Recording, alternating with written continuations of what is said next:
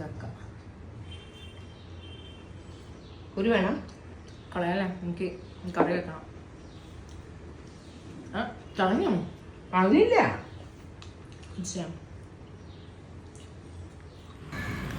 ചക്കക്കുരു നല്ല കഴുകി വൃത്തിയാക്കുക.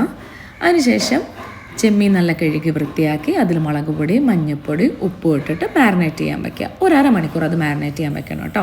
എന്നിട്ട് ചക്കക്കുരു നമ്മളൊരു 3-4 വിസിലൊക്കെ കൊടുത്ത് വേവിച്ച് വെക്കുക. പിന്നെ മുരിങ്ങക്കായ, പച്ചമുളക്, നല്ല മാങ്ങ, പച്ച മാങ്ങ, അതിലേക്ക് മുളക് പൊടി, മഞ്ഞൾപ്പൊടി, ഉപ്പ് ഇട്ടിട്ട് നമ്മൾ വേവിക്കാൻ വയ്ക്കുക. ഇഞ്ചി ഇടണം.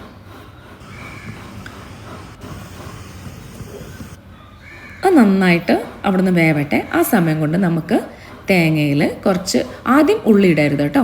ആദ്യം തേങ്ങ നമ്മളൊന്ന് അരച്ചെടുത്തിട്ട് പിന്നെ ഇച്ചിരി ജീരകം പേരിന്, പിന്നെ ഒരു 3 ചെറിയുള്ളി ഒന്ന് ഇട്ടിട്ട് വെറുതെ ഒരു അടിച്ചെടുക്കുക. പിന്നെ കുറച്ച് മുളക് പൊടിയും കുറച്ച് മഞ്ഞൾപ്പൊടിയും കൂടെ ഇട്ടിട്ട് അരച്ചെടുക്കണം.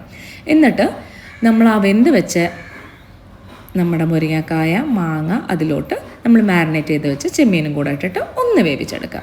എന്നിട്ട് അതിന് ശേഷം നമ്മുടെ ചക്കക്കുരു വേവിച്ച് വെച്ചത് അതിലേക്ക് ഇട്ടിട്ട് നമ്മൾ അരച്ച് വെച്ചേക്കുന്ന തേങ്ങയുടെ മിശ്രിതം കൂടെ ചേർത്തിട്ട് നന്നായി ഇളക്കിയിട്ട് വേവിക്കാൻ വയ്ക്കും. അത് നന്നായിട്ട് തിളച്ച് വരുന്ന സമയത്ത് നമ്മളൊരു ഇരുമ്പ് ചീഞ്ചട്ടിയിൽ കുറച്ച് വെളിച്ചെണ്ണ ഒഴിച്ച് അതിലോട്ട് കടുകിട്ട്, ഉലുവയിട്ട്, ചെറിയുള്ളിയിട്ട്, ചിലവർ ചെറിയുള്ളി മാത്രമേ ഇടുള്ളൂ. പക്ഷേ എനിക്ക് കടുകിൻ്റെ, ഉലുവേൻ്റെയും ചെറിയുള്ളിൻ്റെ ഒക്കെ ടേസ്റ്റ് ഇഷ്ടമാണ്. അപ്പോൾ ഞാൻ ഒന്നായിട്ടിട്ടിട്ടാണ് വറവിടുക. ആ വറവും കൂടെ അതിലേക്ക് അങ്ങോട്ട് മിക്സ് ചെയ്തിട്ട് നന്നായിട്ട് അങ്ങോട്ട് ഇളക്കിയിട്ട് നല്ല ചൂട് ചോറിൻ്റെ കൂടെ പൊരിച്ച ചെമ്മീനും